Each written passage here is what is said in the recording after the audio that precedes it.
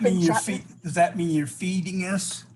I like that. I do. Hey, Ryan, how are you over there? Hello, Justin. Good. Good. Okay. You can say. I know Charlotte's got good technical support. That's what I'm doing. So I think he's all set. Thanks, everybody. Yeah. See you, Jack. Thanks, Justin. Yeah. Oh, look at that. How Oh, pretty. there you go. There we go. Okay, Mayor, we're ready when you are. Okay, have we got everybody that says they're going to join, that has joined? I think there's probably going to be some others that will join. I only got one person saying that they weren't coming tonight. Okay. Well, that being the case, can we wait just a minute? I know it's right at 6 o'clock, but sometimes it takes, can we wait just a few minutes? Absolutely. Sure. You bet. I know. Just like Steph's- everybody else, I'm pretty much homebound. Yeah. I know Steph's going to be in and out tonight because it is her husband's 50th birthday tonight. Oh, wow. Right. So they're Wow. trying to celebrate that, but she wants to be on here. So she says, I'll be in and out. Don't think I'm not, not coming. So I'm like, okay, we'll be fine. We'll wait just a few minutes before we get started. See if Thanks, anybody Mayor. else joins. Lynn, would we have a quorum this evening on the committee? Let me look at.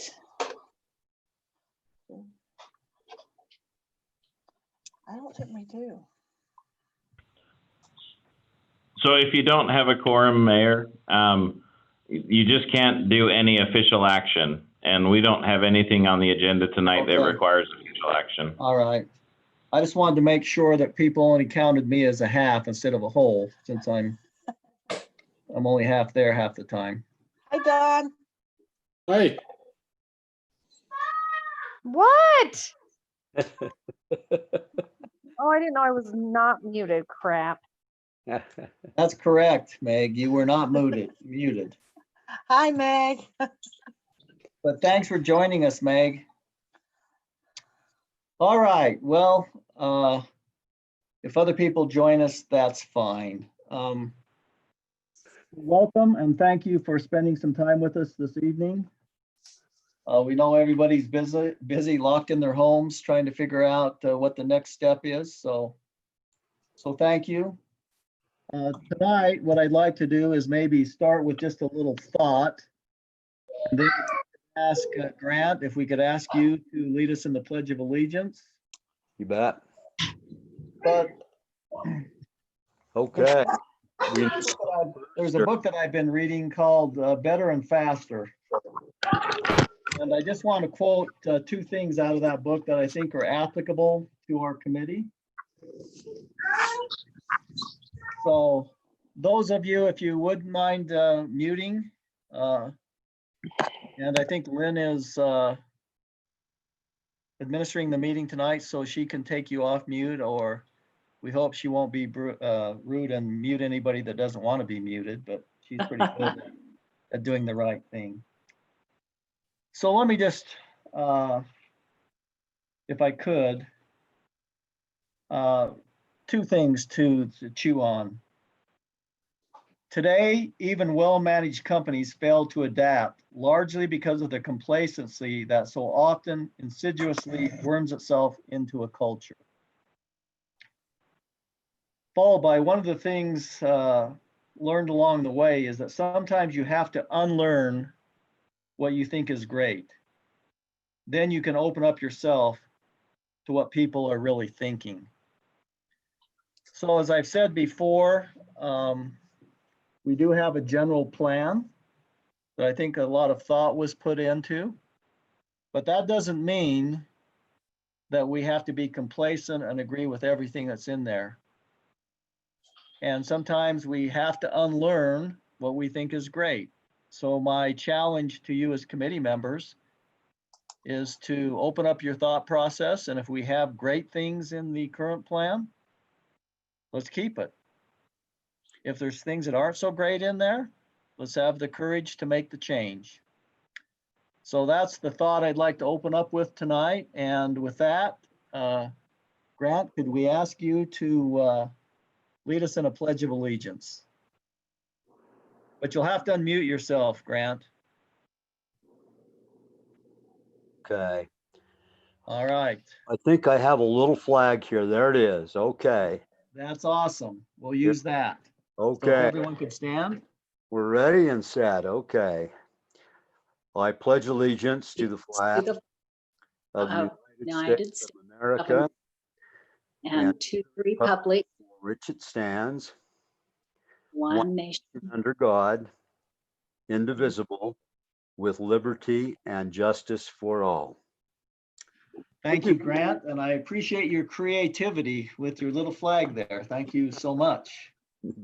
We'll give you a star on your forehead for creativity this evening. Yeah, wouldn't stick right now. I'm peeling. Yes. Once again, thanks for joining us this evening. And one thing maybe before we get into the agenda that we've listed here is I'm a believer that there's more trust in citizens than there is in government officials, fortunate or unfortunate. And I'm more than happy to continue to serve as chairman of this committee. Never mind. But I would open it up and let you know that that's not essential for me to do. And I will always be here as a resource and for oversight. But I'd like maybe John to talk about what the options are in having a committee person that is a citizen versus an elected official. I just believe that there's more confidence in that area. So, John, could you maybe talk about what the options could be for this committee in regards to a chairperson? And as I said, I'm more than happy to serve in that capacity. But I'm a realist, and I believe that citizens would maybe have more confidence in the results of your efforts, knowing that it was led out by a citizen. So, John?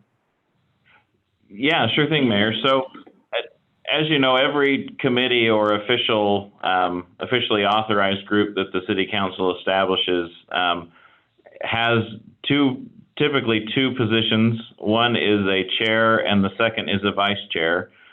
And the chair is the person who governs all the meetings, runs them, does the opening, that sort of thing, as I know most of you have seen happen in the past through your attendance.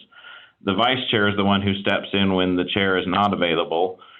And then, as you saw last week, when we didn't have a chair or a vice chair president, partly because we don't currently have a vice chair, during that meeting, we elected a temporary chair for that meeting, which was Julie, who did a good job at doing that, running the meeting last week. And so the committee would have the option at this point to, if they wanted to essentially do a motion. I think we've got enough for a quorum now. Maybe Lynn, could you just verify number-wise if we've got enough? Yeah, we do, just barely. So you could elect a new person to act as the chair or the vice chair, or one or the other or both. And typically the way that would work is members of the committee would make nominations. The group would talk about those nominations. Oftentimes they'll ask the person if they're willing to serve, and then there would be a motion for a vote, and the chair members or the committee members would vote yes or no on the person selected. And it would be a majority of the core members present would be the ones who would carry the vote, as opposed to a majority of the actual entire body, if that makes sense. May I make a suggestion, and you can correct me on this? Since that's an official act of business and it wasn't put on the agenda, would it be feasible for Lynn? I know she's not going to probably like this with additional work. Would it be good for her to call each member of the committee and see if they're willing to serve as chair. And then present a list of those who are willing to serve, and we take care of that item of business in the next meeting. Would that be Yeah, acceptable? that would probably be the ideal situation, is to contact everyone, let them know that it's happening, and that that it would be a good idea to be present for the vote, unless they want to be nominated for a job that they don't want. Yes, that's the Army way of volunteering, but I think it would be good, as Lynn called, to see those who would be interested in serving as either chair or vice chair, and we get our ballot basically from her talking to members of the committee. I'd be happy to do that. I guess as chair, I can make that assignment to a city employee. So thanks for accepting that. Does that sound okay with the committee that we take that approach? You bet. That's fine with me. And Lynn, you don't need to call me. I'm not going to be at every meeting, so I can't be the chair or vice chair. So Oh, you don't need to call me. Okay. Well, John, without a note from your wife excusing, we'll have to expect you'll be at each meeting. So if you would just submit a note for those that you're not going to be, it would be appreciated. Now, Mayor, After I listened to the council meeting last night till 11 o'clock, Hey. she would be happy to put that note It was in. 10 o'clock. Let's don't be exaggerating now. Oh, I guess I I was did- thinking back to Ogden City again. I did have a question about the committee members. Obviously things have shifted, and I know that at some point Julie had reached out about who to put on last night's presentation. So I wanted some clarification on who was still a member and who wasn't, particularly Councilman Swanson, who I'm wondering if he's still on this committee or if he's off this committee. Lynn, we had that discussion earlier. Do you have access to who's still on the committee to answer Meg's question? I do. Who did you ask about, Meg? I know we had Councilman Swanson and Robert Bowler both on at some point, and I wondered if they had left. Robert Bowler has left. Phil Swanson is still on the committee. That hasn't appeared since November. Okay. Right. Lynn is going to give him a kind reminder. I believe at one point in time, if my memory serves me right, is Phil suggested maybe that we take him off the committee. He's aware that sometimes there's some friction that might be there, and he didn't want that to occur. But Lynn, let's have another conversation with him. Okay. See what his intentions are. well, Does everybody else know who's on the committee? Yeah, Councilman Barker's on it too, isn't he? Yes. Councilman Barker is on the committee. We've asked And he him to- regularly attends, I think. right. So I was looking at this is Julie tried Anderson. to. I was looking at some of the other meetings, and it has like Christian George's name on there and a couple of others from first of the year. Are they still on? So with this whole COVID thing, there has been a couple of people that have asked to be removed from the committee, Okay. and we brought on new members. And Okay. just because of this COVID thing, we haven't been able to introduce new members and let you know that others have left. And so I'm sorry about that. I'll send you a note tomorrow with all of the members and who's actually on the committee. Great. Perfect. Thank you. Super. Yes, Now, is I have a question for- actually, I think Tim Billings was one. Is Tim with us tonight? I don't see him, but he is on the committee. Okay. Mayor, if you are not going to be the chairman, can we still count on your regular attendance now? Because Yes. key personality to have involved in this.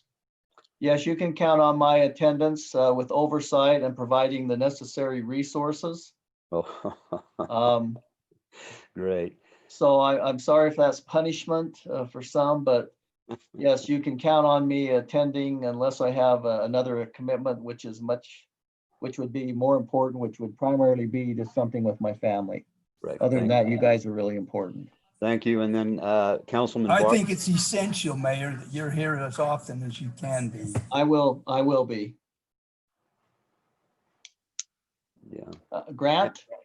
Councilman Barker, I think, brings a really important perspective also from a couple different avenues that are very helpful. So I'm hoping he'll stay with us and give us some insight. Yes, I try to make it as much as possible. yes, he's accepted that position and he has a lot of knowledge about mosquitoes if we ever need any help there.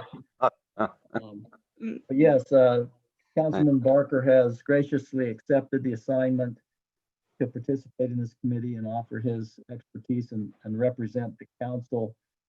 That is the planning commission is one of his assignments. I think there's surely a coordination here. So yes, unless he has some event in his life that prevents him, he's agreed to serve. And yes, I will be there, John and Grant.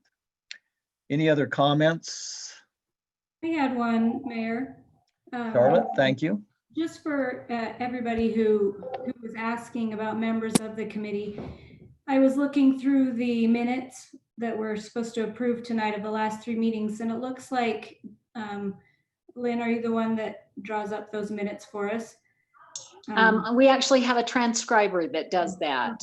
Okay, but it looks like they put the members in the minutes every time. And so I assume the April minutes would be the most up to date of who are members of the committee, and it has everybody's names there and whether they were there at the meeting or not.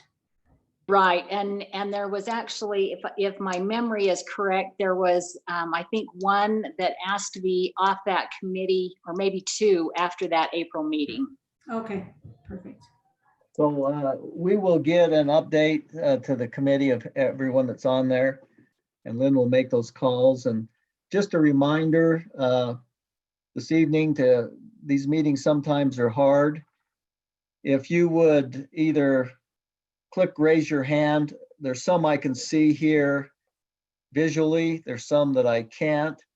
So just to keep some organization of the meeting, if you have a comment, and I believe chat is probably open to Lynn, is that correct? Is chat open for the members of the committee?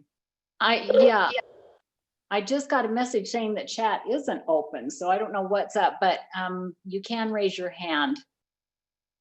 And from the public, if we could try to get chat working so that we can hear from the public. But once again, just please click raise your hand, or if you're visually on, physically raise your hand and we'll call upon you to make comments. So with that, let's move into our agenda unless there's any further comments. And thank you so much for your comments so far.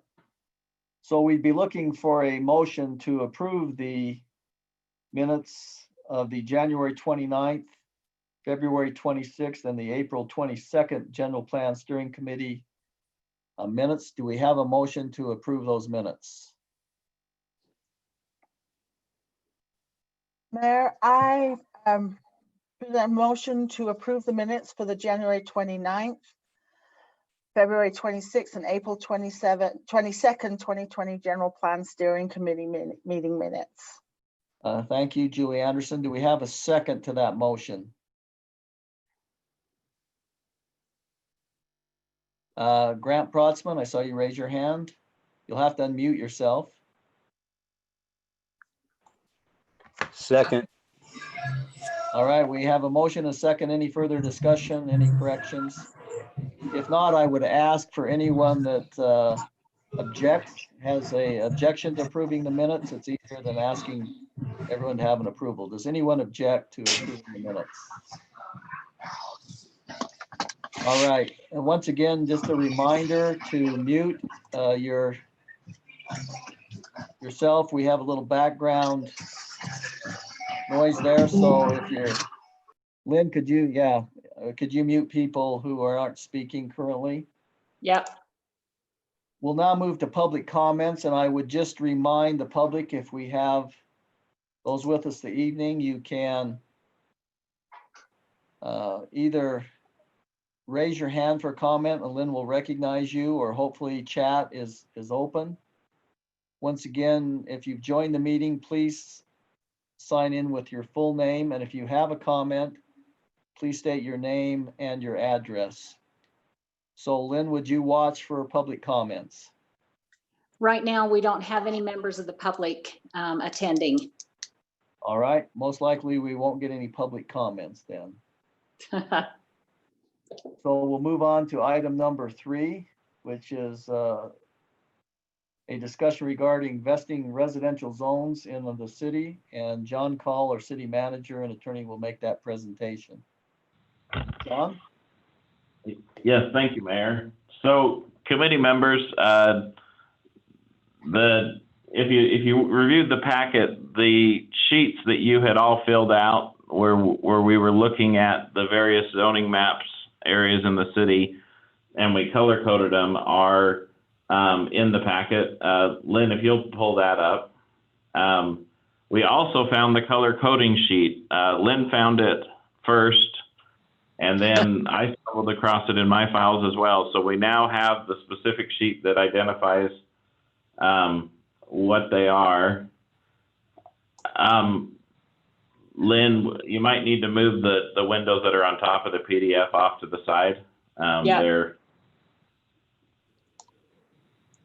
John, did we give a prize for the best coloring? We didn't, but I think we probably should. We could take a quick vote and see which one we like the most. Obviously, we didn't have time for the whole group to go through every single piece of property and identify it, but we did have, I think the groups focused a lot on the areas that we knew were undeveloped and some of the things they wanted to see in those areas. None of these obviously are exactly identical to any of the others, but they do have some similarities across them. And as a reminder, when we're talking about vesting our zoning, what that means is that this group would make a recommendation that the general plan future land use map be the zones for the city in perpetuity. And the only way that someone could change those zones to be something different than is shown on the map that's in the general plan would be to come back and get the general plan amended, which is a much longer process than the zone amendment would be. In some ways, that's really good because that means that the city is taking a real long-range vision, looking at what we want the properties to be now as opposed to when there's an application on the table.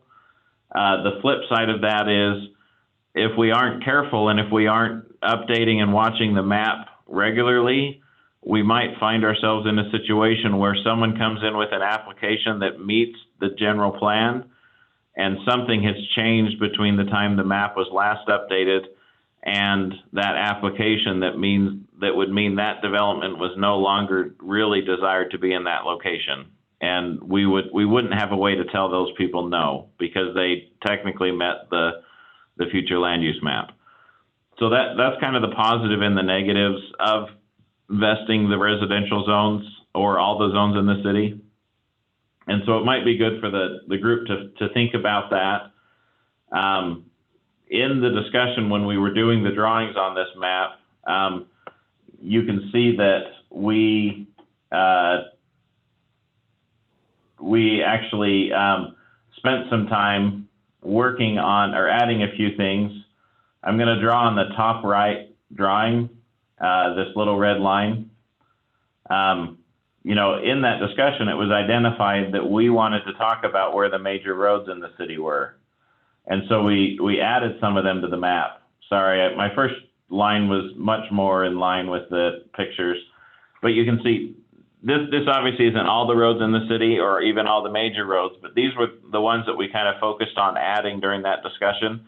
And I think this group should I'm just trying to remind you of the things we talked about because it's been 3 months since we last met. But I think it would be good for the group to maybe talk about shortly. Do we want to move forward with this idea of vesting the zones, or is it? I don't want to say too much work, but is it a lot of work that that we don't think is going to meet the goals of this committee? Understanding that obviously this committee makes a recommendation to the Planning Commission, who makes a recommendation to the council, who makes the final decision. Any thoughts or feelings on how we approach this moving forward?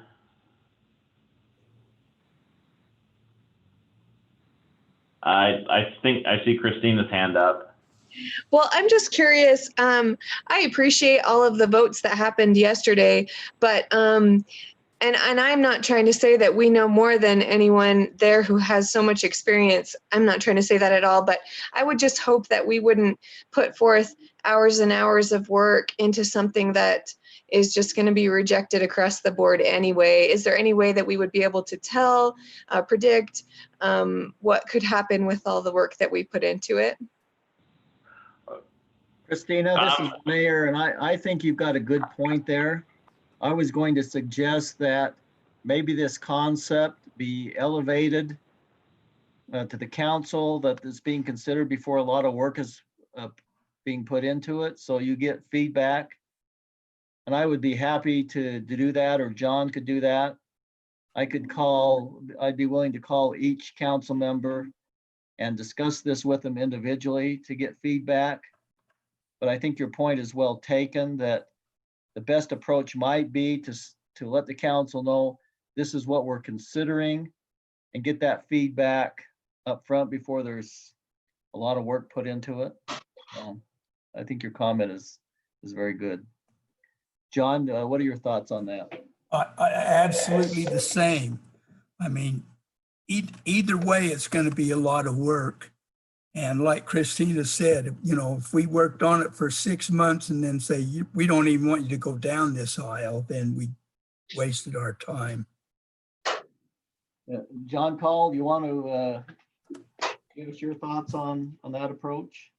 I think that's a good idea. And it could be presented in 2 ways, or I guess 3 ways.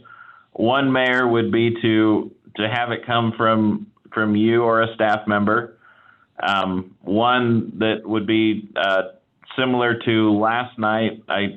Obviously there were some hiccups in that approach, not because of any person's fault. Don't think I'm saying that, but it obviously, those who watched saw that it wasn't as well received as a recommendation. I do think this one would be approached differently because this is squarely within the realm of what the direction we've been given on this committee, or I guess you've been given, since I'm not technically a committee member. Or the third option is to do a joint work session with the council and the committee. I would prefer one of the first 2 because I think the joint work sessions sometimes get a little long, and it's hard to keep 20 some odd people on task.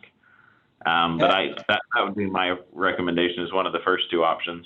May I suggest that Councilman Barker, who is the liaison to this committee, do one of 2 things: either introduce this concept at the upcoming council meeting to get feedback, or that he makes some individual calls to get a sensation and then report back to the committee.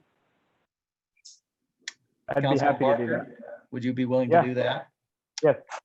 Okay, that being Councilman Barker's assignment from the mayor to represent the council on this committee, I think it would be a good idea for him to do that. I see Ryan's here. Do you agree to that, Ryan? Yeah, he did. I will do that. Okay, then you'll report back to the committee on how to proceed this way. Mayor, I think that's a logical approach because you've assigned each councilman an area to be in charge of. And so I think he's a logical choice for that. Well, once again, I'm a believer where responsibility's been given, you all have to also give some authority with it. So thanks for accepting that assignment, Councilman Barker. And Mayor, Christina Watson has another comment. Well, let's call on her, Christina. Thank you. I was just curious, is it an option to just partially vest the city certain properties that we're considering or that we're worried about? Or is that just weird? I don't know of an organization that's partially vested. I guess another city or county that has done that. Typically, it's an all or nothing, because if you vest a use on one side of the line and on the other side you don't, then you might end up with incompatible uses. But that doesn't mean that this group couldn't say, you know what, we're going to vest the commercial area, but we're not going to vest the residential. I think you could make some distinctions on that type of stuff in a recommendation. I would say if you're vesting single family residential, you should vest all the single family residential. At least that would be my recommendation.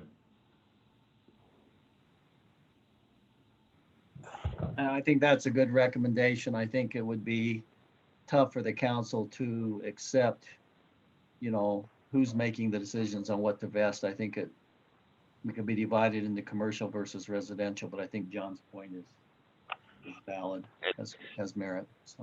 It looks like Rob has a comment and hopefully some clarification. He's got a lot more experience with zoning ordinances than the rest of us. Just a thought. One of the things that I want to see us do as part of our land development code is strengthen the provision that describes how rezones take place. So irrespective of whether or not the vesting takes place, that could certainly be included in that.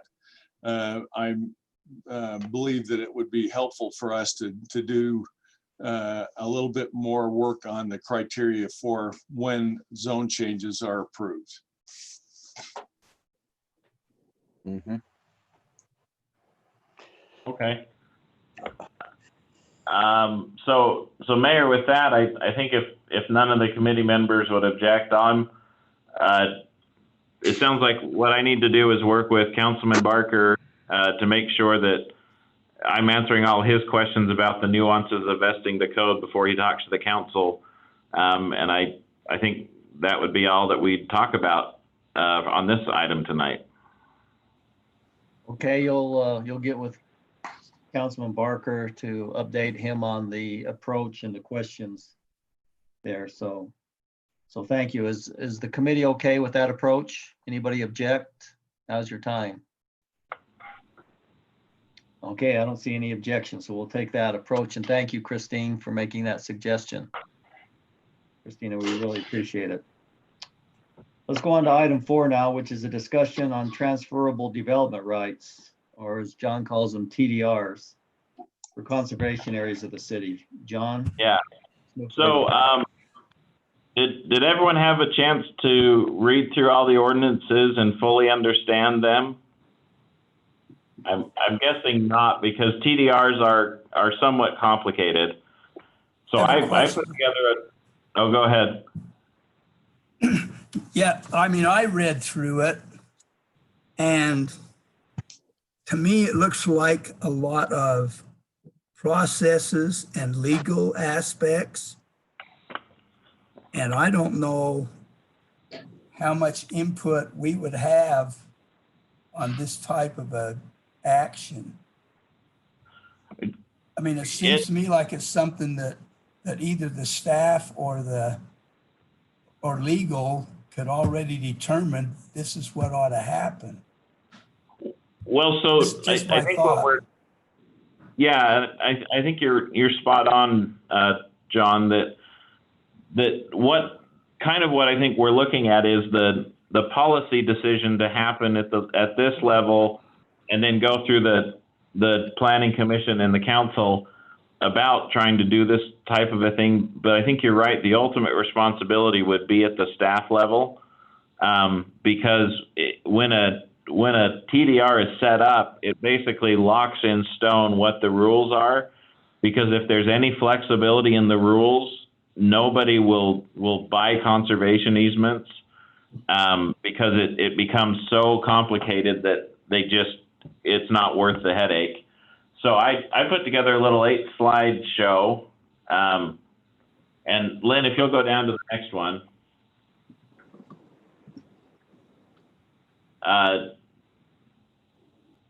So this, it's mostly pictures. So,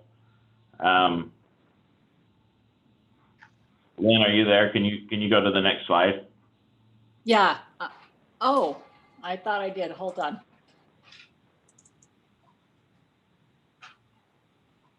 Okay. So this is a picture that shows what we're talking about. You take the units out of the forest and you move them into the town. I think that's a pretty basic high level understanding of, the process. And I think in the past we've talked about this being a favorable approach to the city, or at least to this group, in the idea that we get to save some conservation areas or create some. The hard part about it, and that's what the next slides kind of talk about, is the process and how you incentivize that. So if you go to that, yeah, so you can see this is what people typically expect a TDR program to do. There's 10 homes on parcel A, 10 homes on parcel B. Money changes hands, and that gives parcel A the opportunity to build 20 homes, and parcel B will build 0 homes. In reality, which is the next slide, the most successful programs actually give a bonus as part of the conservation purchase. And so the parcel A goes from 10 homes to 30 homes, and parcel B goes from 10 homes to 0 homes. And it doesn't have to be a double like that. Sometimes it's a 1.5 or it's a 1 1/4. Sometimes it's 3 times as many. It depends on how much the governing body is trying to incentivize the conservation. For those of you who aren't aware, Park City just recently bought a conservation easement on the hillside above the town lift, if you know where that is, for roughly $55 million for about 200 acres. So there are times when it's very expensive. And in that process, they had looked at the option of transferring the density off of the hillside, but it ended up being so complicated in the transaction that they weren't able to close that deal. And so the city ended up having to just buy the conservation easement. So it's part of the reason why the way these typically work, they include some sort of a density bonus, which is obviously problematic because most people want the first scenario, which is an even trade, but in the market system, it hasn't typically worked in most communities. And so we could probably skip right past that next slide. The question is, where do we want to save property in the city? And so this is just an image of the city. And then tied directly to that decision is, where do we want to move those units, to move those houses, or to move that commercial space? And that's really the hardest question that anyone who's trying to implement a TDR program will have to answer.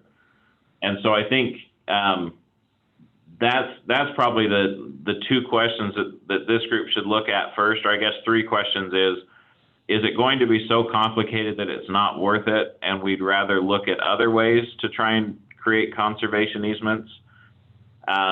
Or do we want to try this sort of a program, understanding that we will likely have to provide a density bonus program, because otherwise the market will not, it won't trade straight across. I mean, that's just my expectation, is that it absolutely won't. You won't find a developer who wants to buy straight across, because it's easier for them. Most developers are used to building what they build, and when they go outside of the box, they get really nervous, so they want that bonus program. And that's why I'm not sure this sort of a thing is right for the city, but I don't want to be the one that makes that decision, because what you end up doing when you pick those receiving zones you've now in a dramatic way affected the neighbors of those receiving zones much more than some people might think that you've benefited them in creating the conservation areas. Mhm. So we've got lots of hands. Let's start with Grant and then we'll go to John. Is it possible for the city, in terms of the transfer, to actually provide some additional funds to sweeten the deal rather than just the additional development rights? And the second question is, once that transfer occurs, does it apply in perpetuity, or is there a time limit on it? So to answer your first question, Grant, there's not money available that the city has, but there are cities that do that, where they get involved and help sweeten the pot to make the program work. And then to answer your second question about, my mind just lost. What was your second question, Grant? Perpetuity, the length in which for which the agreement stands. The only way to do this is to make it be in perpetuity. It would be a conservation easement that would last forever and be held by either, if it's agricultural land, the state has some entities that'll hold that and keep it secure, or sometimes the cities will hold the easements. The trouble with the cities holding the easements is that it's an easement, which means it can be sold. And so there's a risk that a future council might be approached by someone who says, hey, I'll buy that conservation easement back from you. And so most people try and use an independent third party whose only goal is preserving ag land or preserving forest land, and so that's probably what I would recommend, is that you get a third party that's not they only have that one goal, which is to preserve the conservation area. Okay, just to follow up on that, let's say that the parcel that's being held in perpetuity for agricultural purposes, for example, is there any way that we could have, for example, Lyman Barker property maintained for farming purposes, and they could continue to work that land under this kind of a process? Yes, in fact, that's the way it's designed. Is the underlying landowner typically is the one who maintains the right to continue to farm. And if they were ever to sell that right, transfer the farm to a new owner, that person would basically have the same right to continue to farm. Right. Okay. Thank you. Okay, my question, to help simplify it, at least in my mind. So if we have some open space property and somebody owns some property there, but they want to transfer their rights to build to another area, that's what they're doing? Well, sometimes it's that way, where the person owns the sending property and the receiving property, and they just transfer it amongst themselves. More often, the way it works is the city identifies where the receiving properties are, and the people who are developing those properties go out to the people who have indicated they want to send their development rights off or sell those rights off, and approach them about how much they're going to buy and how much they're going to pay for it. Okay, so that's an agreement between the two of them that we're willing to leave this land open if we can build some more down in another spot. Right. The one thing that the city would need to be heavily involved in is how many units are being transferred, because obviously we wouldn't want someone to go and buy a conservation easement on 800 acres and then come and say, okay, I'm going to take all the density from the 800 acres and put it on 20 acres. It's designed to be better managed and balanced than that. So does that still fit in the zoning aspects that we have, where they want to build more units? So that would be part of the process, is identifying if there's a receiving zone where we could have that density. And I'm You would using have this to as an example. accommodate that, right? Right. Well, so I'm using it as an example. Lynn, if you'll go down one slide, I'm going to draw again, use my artistic skills. This area down here in the southwest corner of the city is currently not in the city. It's in our annexation plan, but it currently doesn't have any zoning except for what the county zoning would allow.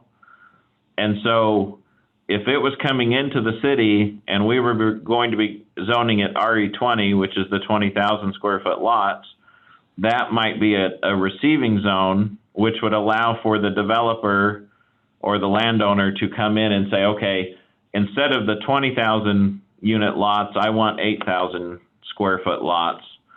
And so in order to get that density bump, I'm going to go and buy X number of conservation units from the sending zone. And so that might be the type of property that's a good option as a receiving zone. But there might be others. It just kind of depends. Most of the time, if Lynn, if you'll go back to slide number 2, most of the time what you're doing is you're moving your density down into the town or the commercial area, or you're putting it in the area where it makes the most sense to put it, but it's not always a favorable approach either, because you're adding more density than you otherwise might have into that area as well. So just so we're all on, So are these zones established in advance and then that's the way it is? Yeah, as part of the program, you identify the sending zones and the receiving zones. And that's, yeah. And once they're established, that's it? Right. And so, sometimes people will come and add a property as a sending property or add a property as a receiving property. But if the TDR ordinance has been thoroughly vetted, then there shouldn't be a need to do that. In particular on your receiving zones, it's really problematic if you start adding more receiving zones, because it's, in theory, you've picked those because those are the areas that are the least impactful to the neighbors. Mm-hmm. And so, a good receiving zone might be a zone that's right next to other townhomes or apartments or something, as opposed to making your receiving zone the fields that are by, at the top of Lowman View Drive. So it's, that's kind of that's the type of decisions that the policymakers, which is this group, the Planning Commission, and the council, would have to make as they move forward. So is it our position to recommend these two types of areas? Yes, that would be the start of the process, is recommending the two areas. So that really affects the first item we were going to discuss tonight, right? General plan that we just. Well, it could. I mean, yes. we ought to start with this before we proceed with the other one. I mean, they are tied together. They also could be done independently of each other. Not meaning the final approval, but the process and the discussion, they can happen independently. Yeah, but when the final general plan is adopted, it would be a good idea to have them both, or either one, or everything should be decided at the same time when the plan is adopted. So, Mayor, it looks like Julie and Charlotte both have comments, as well as Christina. Well, let's go in that order. Let's start with Julie. So, John, I read through this Ogden Valley TDR. How effective has this been in Ogden Valley? Have they used it at all? On one project, and it was a scenario where the landowner owned both the sending and the receiving properties. Okay. So but other than that, they haven't had it happen. And theirs is specifically centered around a conservation and a resort zone. So it'll be a little different than ours in that it focuses on basically putting in condominiums, 3 or 4 story condominiums as the density, as opposed to maybe we might be looking at, like I said, going from a 20,000 unit lot to 8,000, or going from a townhome project to a mid-rise apartment. So it's kind of I guess, sorry, I went further than you asked. They've used it once. No, that's good. That's good. Yeah. Hey, Although John? go John, ahead. Before we get into the discussion deeper, once again, we talked about this are there citizens in our community who want a conservation easement just because they don't want their land ever developed? I know that one of our board of directors at Associated Food Stores had a 600-acre ranch over near Aspen, Colorado, and he just entered into a conservation easement because he wanted open ground. I think the substance of what we're trying to accomplish here is to have not every piece of property in the city developed. So in addition to this, the committee could also seek out residents who might be interested in just that concept without a trade. The second comment I have is, and it was brought up, I think, by Grant a little bit earlier, where do you see the city's financial involvement here? And if so, how do you think that would be financed? And then we'll go on, unless that were some of the same questions that were going to be asked by Christina and Charlotte. So there are some members of the community who I know are interested in the TDR program as a sending property.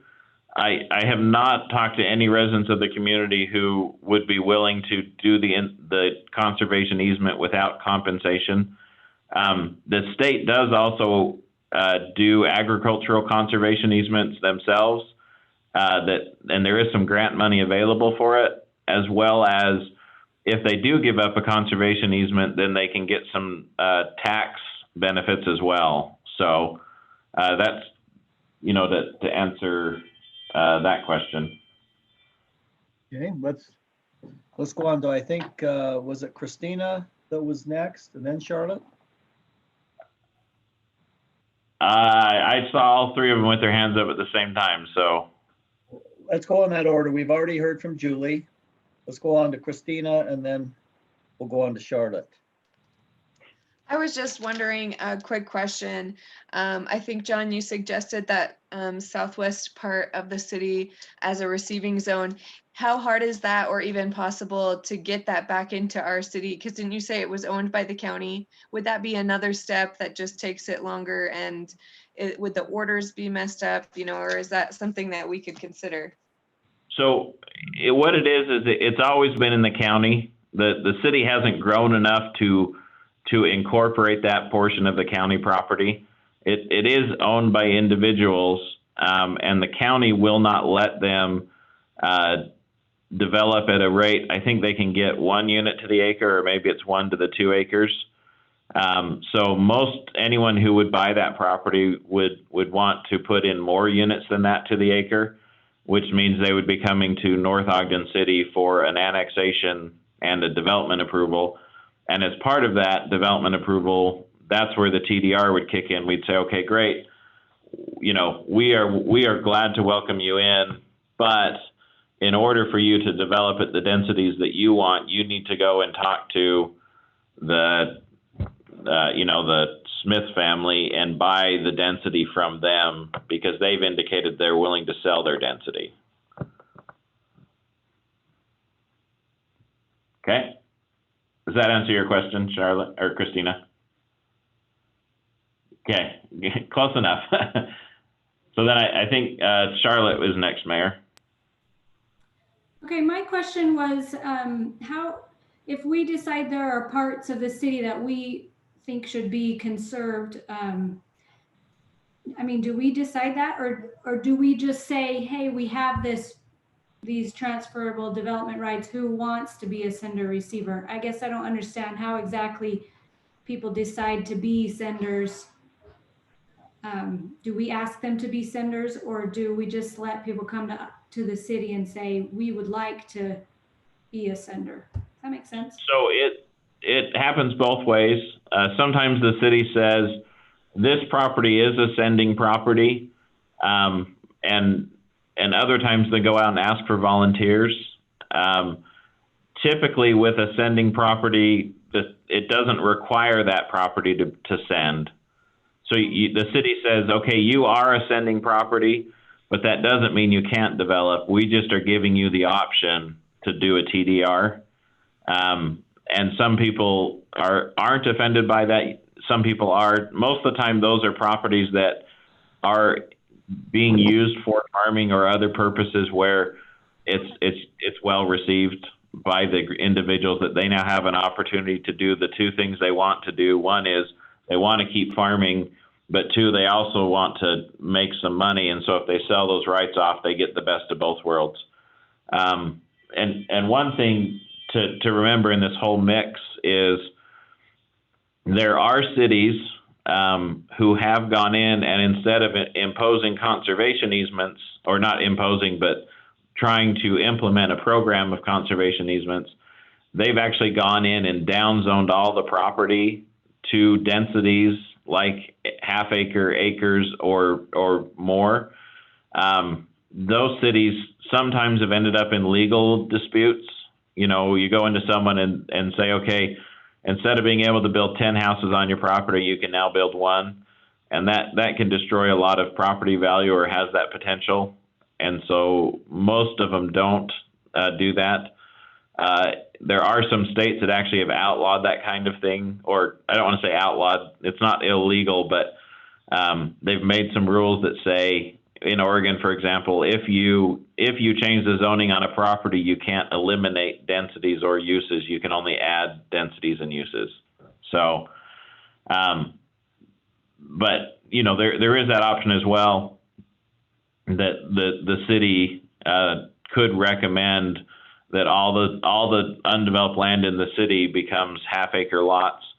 But that does have its downfalls politically, as well as, you know, long-term street maintenance in particular is somewhat hard on half acre lots. So, anyways.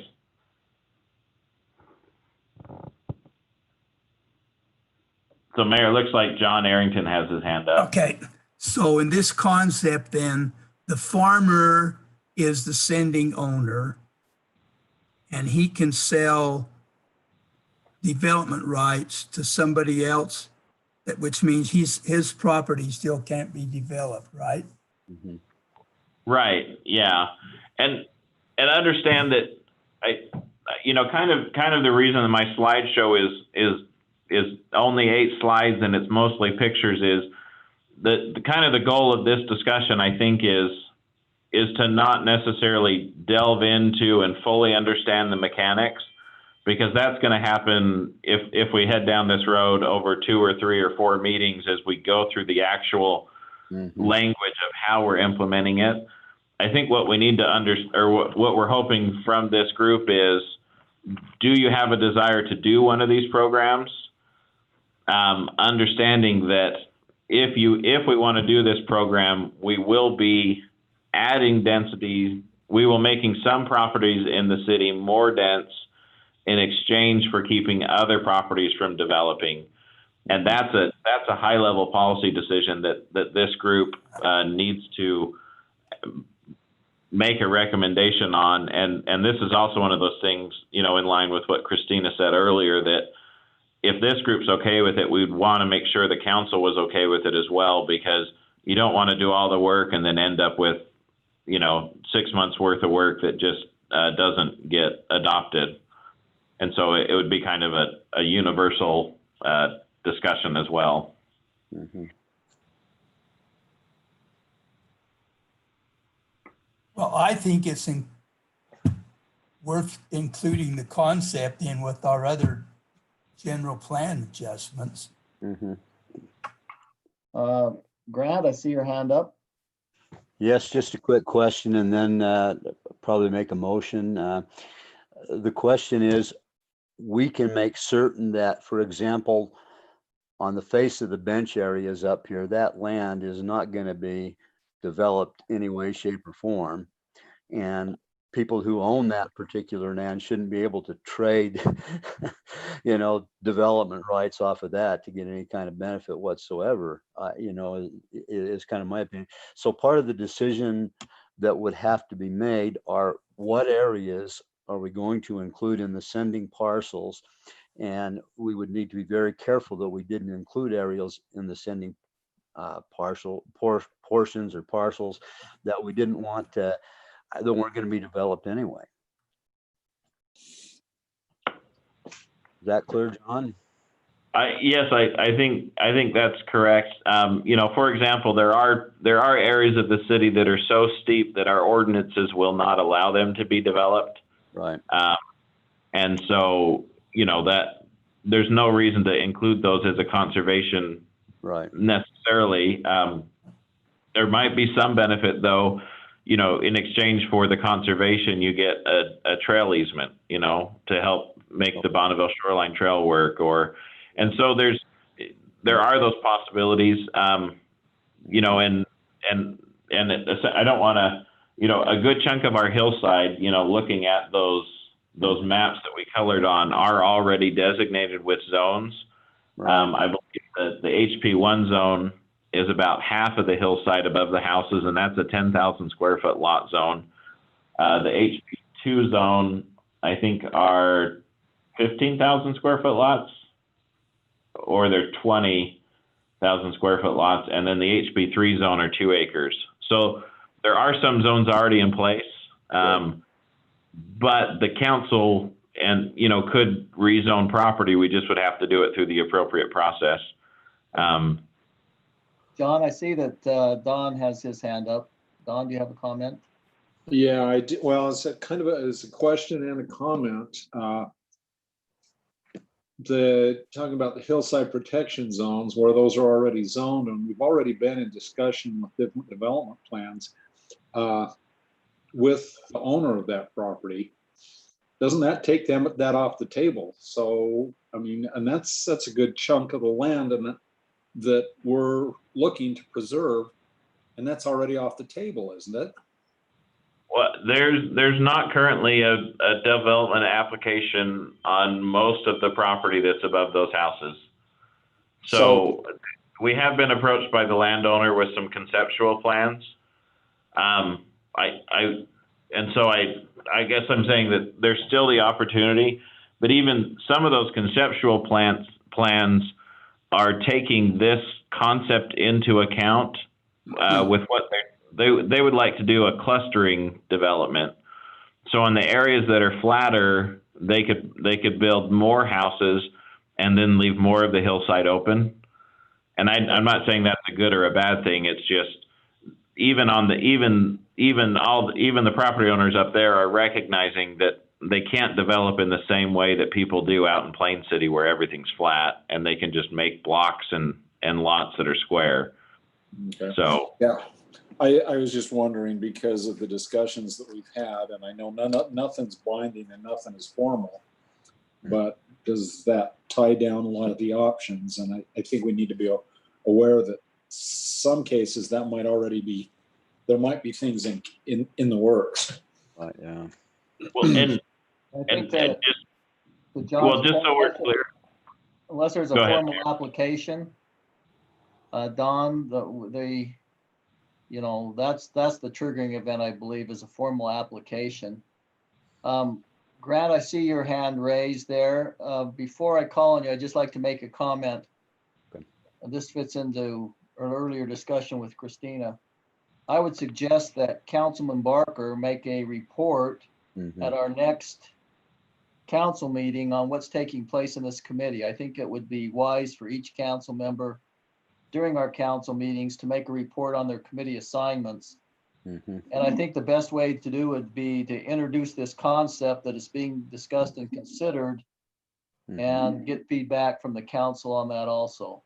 So with that, Grant, Yeah, what I'd like to do is put that in the form of a motion that we ask Councilman Barker to take it to the council and get some preliminary approval that they would like to have this concept explored, and will seriously consider the options that are presented as a result. I think that would be a fair question to ask them, and if they respond positively, then we can go ahead and spend some time on it. If they say absolutely not, then okay. So are you making a motion there? Making a motion that the committee endorse the concept and the presentation of the concept to the city council, requesting that they give us the authority to move ahead to develop some alternatives within the transferable development rights concept. Okay, we have a motion by Mr. Protzman. Do we have a second? John? That's the most unique way I've seen a second made thus far in our Zoom meetings, but thank you. So we have a second by Mr. Arrington. Does anyone object to that motion? If not, motion passes unanimously. Thank you, Grant, for the motion. Thanks, committee, for the discussion. And John, thanks for leading that out. Let's move on to item number 5 now, which is discussion. It will be presented by Rob Scott, our planning director, regarding some recommendations on Washington Boulevard Commercial Corridor. Rob? Thank you, Mayor and committee members. If we can go all the way to the bottom, Lynn, my very last page. This information that she's displaying, you've seen before. I've added a couple things, and I'll work with Lynn to send this out to you, but this is an excerpt from our general plan, and what I've done is put some highlights and underlines under some of the various principles that are included within our general plan. So we have a vision statement, we have goals, we have strategies to implement our general plan. Excuse me. So what staff has been doing is we've been working on looking into various options as to how to go about accomplishing this. So would you go scroll up just a hair? Keep going. There we go. So let me just share with you a couple of just very general comments regarding the relationship between codes and the general plan. First of all, the last time we did an updated rewrite of our code was clear back in 2002. And since then, of course, we do lots of code amendments. We've been averaging 10 to 15 per year, trying to make adjustments to the various standards that are included within our plan and within our zoning and subdivision ordinances. And one of the criteria that we have tried to maintain is to make sure that there's a relationship between the general plan, vision, goals, strategies, et cetera, and the codes that we end up writing. So one of the things that sometimes people have a hard time understanding is the relationship between the general plan and our codes. And one of the ways that I like to express it is that we like to go from the general, which is the general plan, to the specific, which is the implementation of the plan. And there are many different ways in which plans get implemented. And they're obviously implemented as part of some of our code standards, but there's also lots of other things that happen in many different layers. So for example, when the city council establishes a budget for the year, one of the things that they do is that they identify a capital improvement budget. Well, those capital plans and what have you, that invariably have a relationship back to the general plan as to what it is that is important to provide as far as specific services. there's things that happen outside of the city as well, with outside of the city government per se. There's volunteers that come and help with the establishment of things.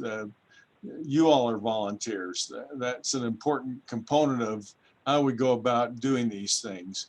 The private sector, when they go and they make investment within the community, they're in one way or another, they're also implementing that general plan.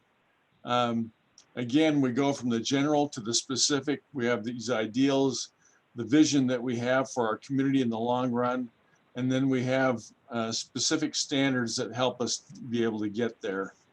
Many years ago, I was in a seminar that was oriented towards a good design and good design standards. And there was a question that was asked by the presenter that I've never forgotten. And that's kind of easy for me as I get a little older to forget lots of stuff. And this is one that I didn't forget. He asked the question, are you getting, are the things that are happening within your community, are you getting what you want? And when you answer that question, sometimes the answer is yes, sometimes it's no.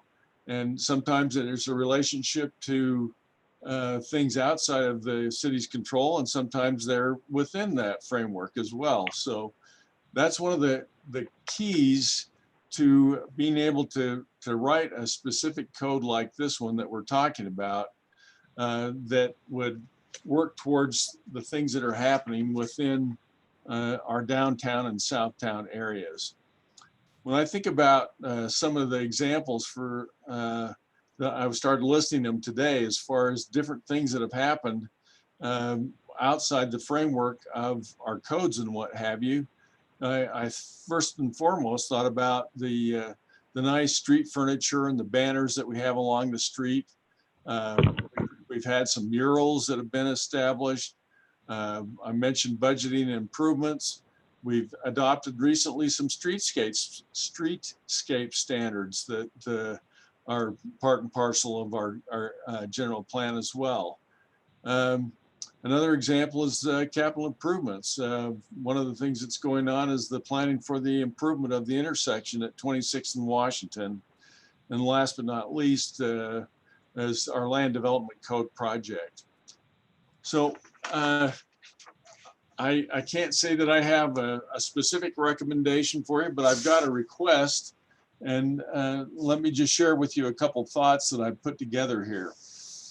And first of all, because of COVID and the budget constraints and what have you, our consultants are not going to be able to write either any of our new commercial or multifamily zone standards.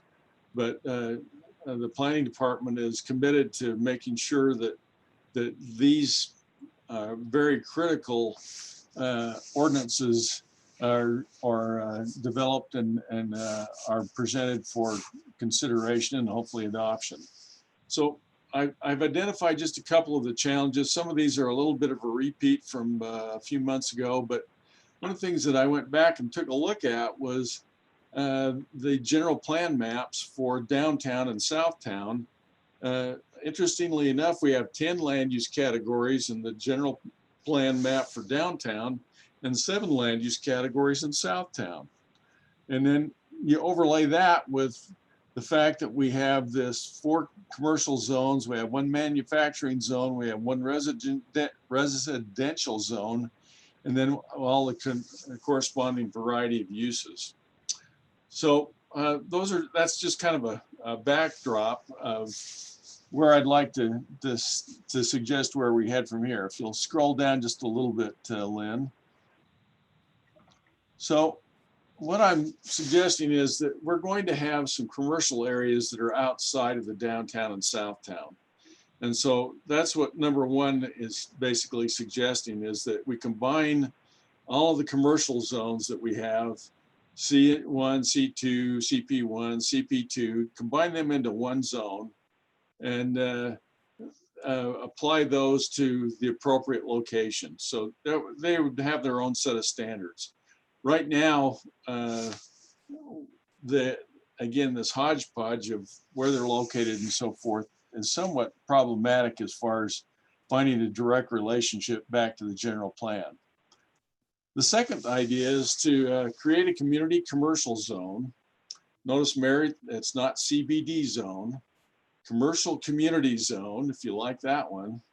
That would potentially be some type of an overlay over a specific geographic area. And so here are some of the things that I've identified as what should help us guide that discussion and guide the direction of this project. So one of them is to identify the differences between downtown and Southtown. Now, the general plan actually does a pretty good job of outlining that. And it would be good to maybe recap and revisit that and see if people are feeling comfortable with those differences. One of the things that's also very a critical part of any downtown or Southtown area is maintaining a sense of place. How do we create one and where it's needed, and maintain it where we've identified specific things? So I've asked a couple questions here to help us. What characteristics do we want to preserve? What new characteristics should be introduced into these areas? What are the uses that should be in downtown versus Southtown? That's going to definitely help us get to an understanding of maintaining differentiation between these two important districts. And lastly, what design standards are important for downtown and Southtown? So what are going to be the differences between those standards as we take a look at those two districts? So some examples are size and scale of buildings, building materials, colors, landscaping, setbacks, etc. So I know I've kind of thrown a lot at you. Here's my suggestion for our next meeting. If you'll just scroll down just a little bit more, Lynn, please. So in our code, in the zoning ordinance, the commercial and manufacturing zones, there are sub sections. They're called articles. So articles A and C, those are the commercial and the manufacturing articles. So I'm suggesting you don't try to come up with a list, but in very general categories, take a look at what are the uses that should be included in downtown and Southtown. And then in Article D, that's where the design standards are. And then take a look and compare those to our general plan vision, goals, and strategies, and identify what standards you feel comfortable with and those that you think it would be appropriate to change. So I've kind of hustled through this, but by the same token, I'm hoping that you as a committee can understand that when you go to write code and what have you, it's not a real easy thing to do unless you have a good direction as to what you want to try to accomplish. So with that, let me throw it open to the committee and see if you feel like that's an approach that you feel comfortable with. Lynn, do we see any hands raised or chat comments regards to Rob's question of feedback? Nope, I don't see anything. That's scary. We have Grant's hand up. Let's go to Grant Protzman. This question's to Rob. Basically, what you want us to do is to look through Article A, Article C, and Article D, and then determine how those fit into the general plan. Is that the assignment? Yes, I'm not asking anybody to start writing provisions. That's way beyond what we would want you to be tasked with. But to identify things in general that you feel need to be addressed one way or the other. And the purpose of this party is to try to consolidate these things into fewer designations and apply them in a proactive way that fits into the general plan. what we're trying to do is we're trying to implement that direction that's in the general plan and recognize that we have currently these multiple zones with conflicting standards that really don't mesh together. And that's really what we're trying to accomplish as a general comment. What kind of a syllabus are you going to send out to us to help us through this assignment? Oh, I'll let Lynn come up with that. I will work with our staff and we'll come up with some things for you. Yeah, no, I'm willing to take a crack at it, but I want to be certain that it's simple enough that it's understandable and we can really get to the task that you want us to get to, which is, as I understand it, to get some of these things combined, reduce the number of designations in concordance with the general plan and the overall view for the city. Yeah, I think you got it. Okay. Well, I move that you send us the syllabus and we'll look it over. All right, Rob, you've got your assignment. I'm willing to accept. And Lynn will make sure you complete it. And don't pass that on to Lynn. She'll be all over on this, Rob. All right, thanks, Rob, for your presentation. Julie has a hand up. Julie Anderson, let's go to you. Okay, just can you give me some clarification as to what, Rob, you see as the downtown and the Southtown area? Well, the general plan actually identifies those two areas, and the materials, those are actually identified in the general plan. And I've added that to the outline. Lynn, can you scroll up? I think it's page maybe 5 and 6. There we go. That's the Southtown map. And then you go to the next one up, and that's the downtown map. Okay, thank you. I just wanted you to clarify which were the two areas, and now I can see where they are. So thank you. I appreciate You bet. that. So this overall outline, we'll make sure that you get that this updated outline. Okay, any other questions? Grant, do you have your hand up? Yeah, Rob, I found online a really neat, of course I can't find it now that I'm looking for it, but a really neat outline that has kind of Old Town, Southtown, Coldwater Town or whatever you call it over there, etc. I found it online, and I wonder if you could send us all a copy of the link that leads to that, because it really puts it in a broader perspective and lets us look at the overall perspective rather than one segment at a time. Are you asking for the general plan itself? Nope, just asking for a map. Oh, sure. That has all the different sections on one page, so we can see where they lie with each other. Is that the zoning map, Rob? Well, I want to make sure I give you the information that you're interested in. What we've shown you here are the two maps that are identified within the general plan. There is an overall map that has the entire city on it. Right. That's the one I'd like to see. Sure. Is that the zoning map, Rob? It's actually a land use map that's in the general plan. Yeah, that's available on like almost the main website. Right. It says locate your property, and it's the whole map. Okay, cool. I'm writing myself some notes here. Okay. I've brought that up several times, Grant, so. Yeah. Christina now has her hand up. Okay, Christina, let's go to you. I'm just curious, once we decide on common ground, design standards and allowed uses across the board to make this a little bit more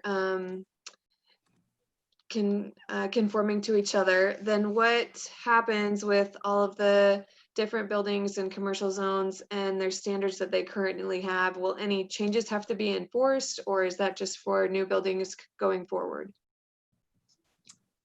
You have hit on one of the things that I'm struggling with. So I'm going to be giving you several options relative to that very question. Good. Charlotte has her hand up. Okay, Charlotte.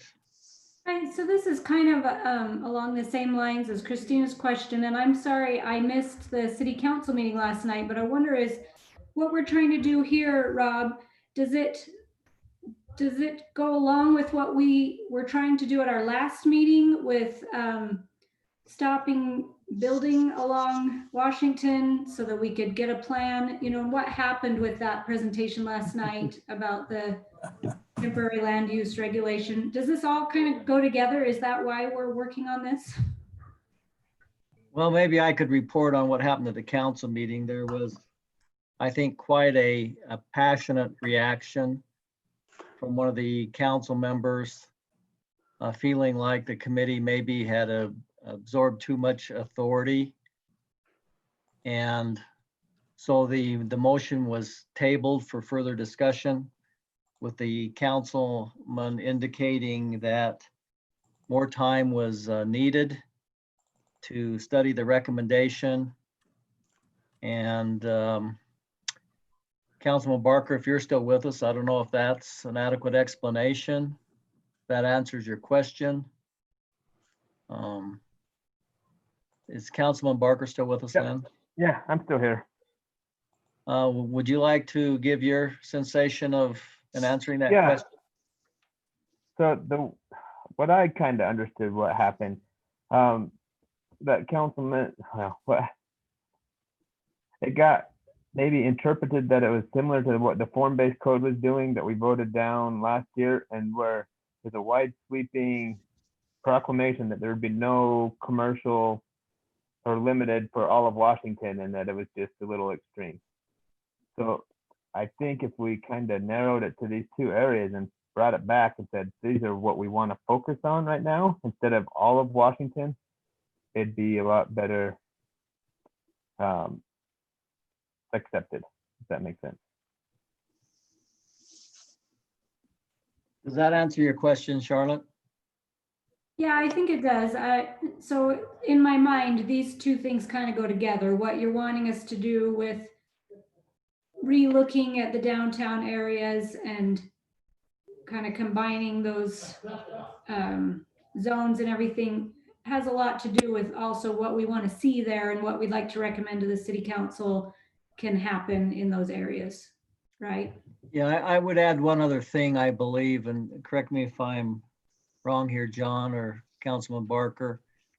There was also some concern that maybe the committee had narrowed down the list of some 140 things that could be there to, I think, 36.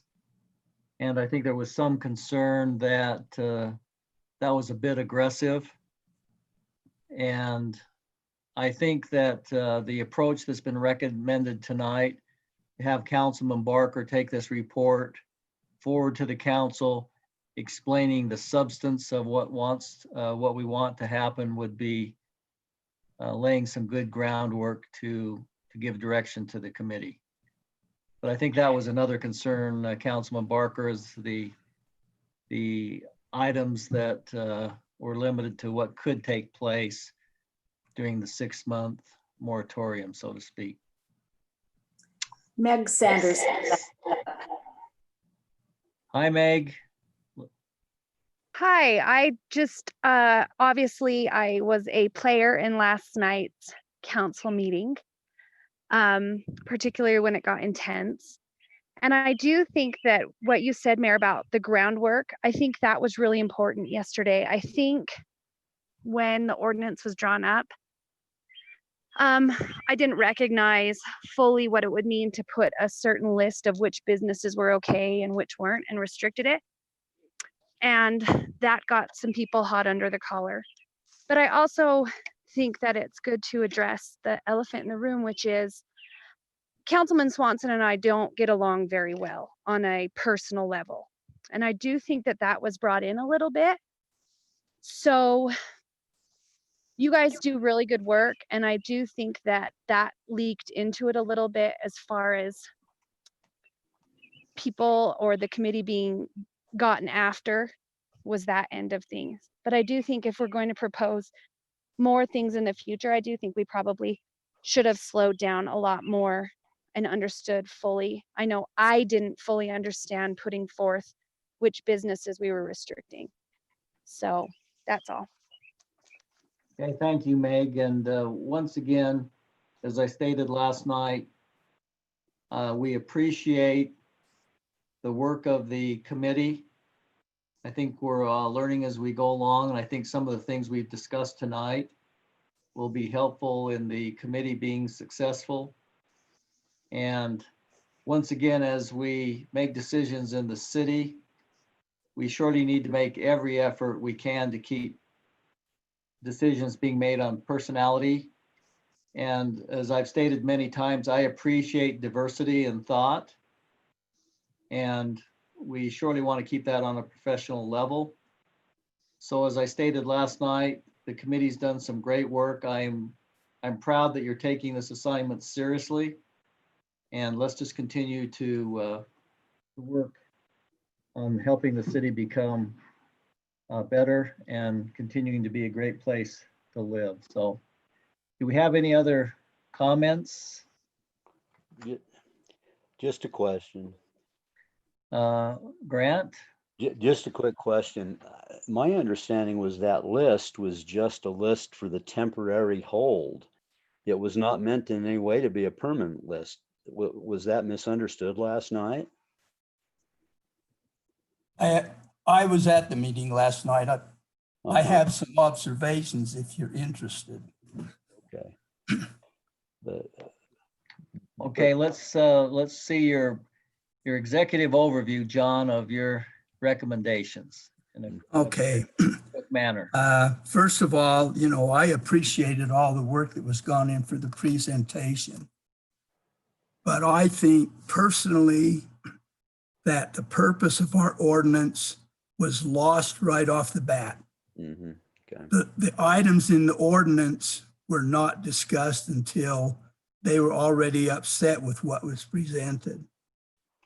All we were asking was for a 6-month moratorium on expansion, except for some identified functions, Mm-hmm. which they could have discussed and added to or deleted from before they adopt the ordinance.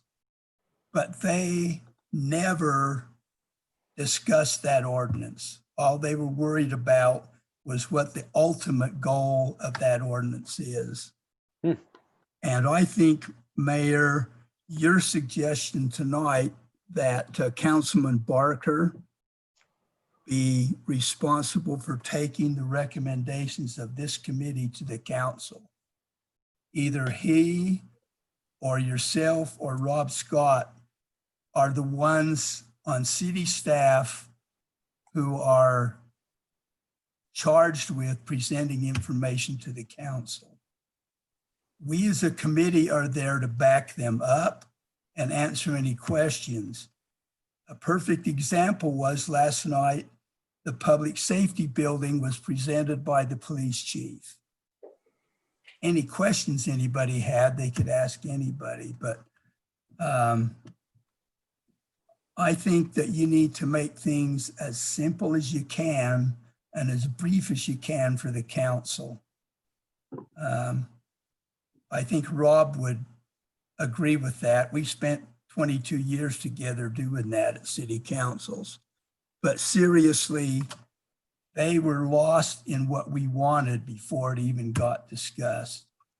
So Well, I think I think there was some confusion. All of a sudden, we started talking about form-based code, right? That this was just a regurgitation of that.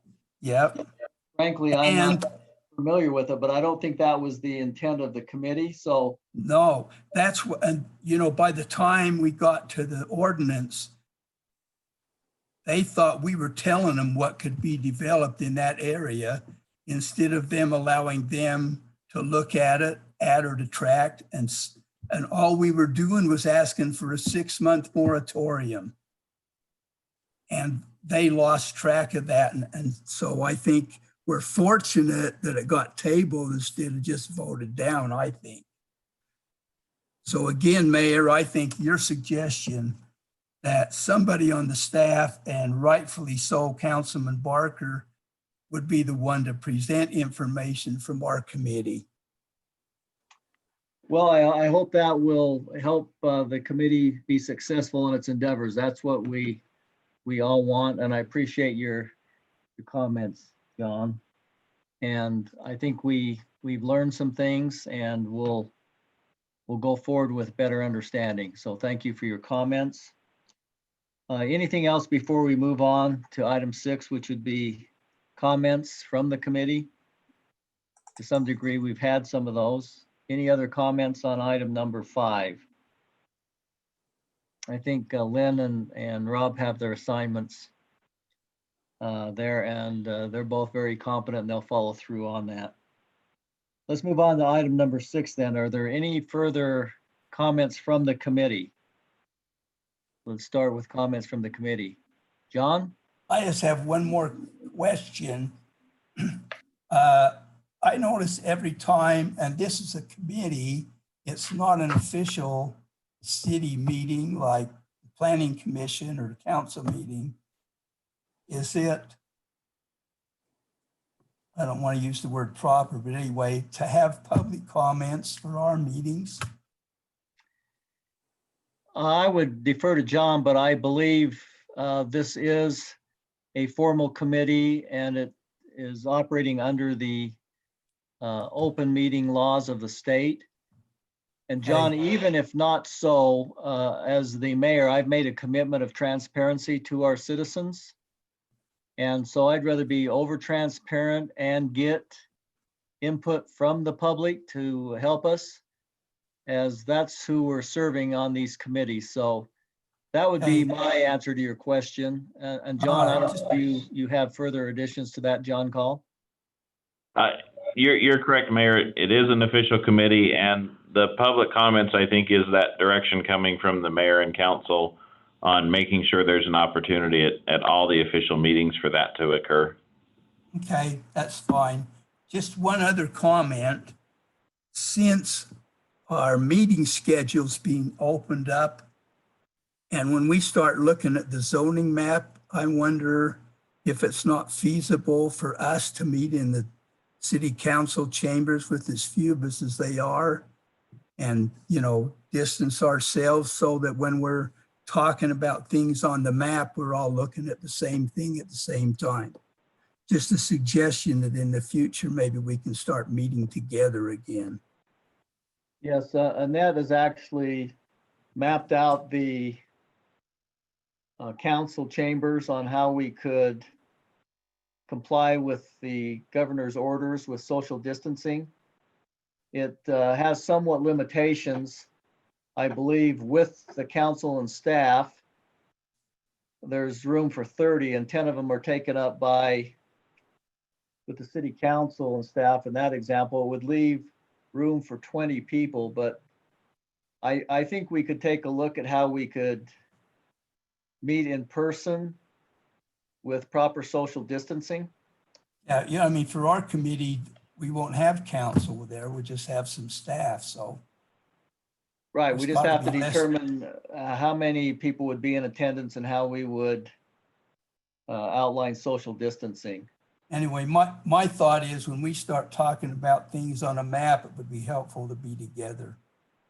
And we hope everyone would have a mask that they could wear coming into our city offices. We have a policy with our staff, and our objective is to make sure we keep our staff and citizens safe. We can't enforce the use of masks, but we surely would encourage it. So we'll take a look at that, John. Thank you. Any other comments from the committee? Any comments from staff? That would be Lynn or John or Rob. None from me. Nope, I'm good, Mayor. I think we're headed in a good direction to take it to the council and let them discuss. So I'm happy to go that direction. Okay, the mayor's already made way too many comments, so I won't make any more other than to thank you for your commitment and work to help us in the city, and know that you have our support. And Councilman Barker is very committed to his assignments, and so I know that he'll lead out this effort as assigned tonight. So with that, we'll look for a motion to adjourn, and not everyone raised their hand at the same time, but nobody wants to adjourn? I'll make a motion to adjourn. Thank you, Charlotte, so much. Do we have a second? I'll second. Thanks, Councilman Barker. Does anyone object to adjourning our meeting? If not, thank you and have a good evening. Thank you. And thanks to staff, Lynn, for your help. You're welcome. Thank you. Thanks, Lynn. You're welcome.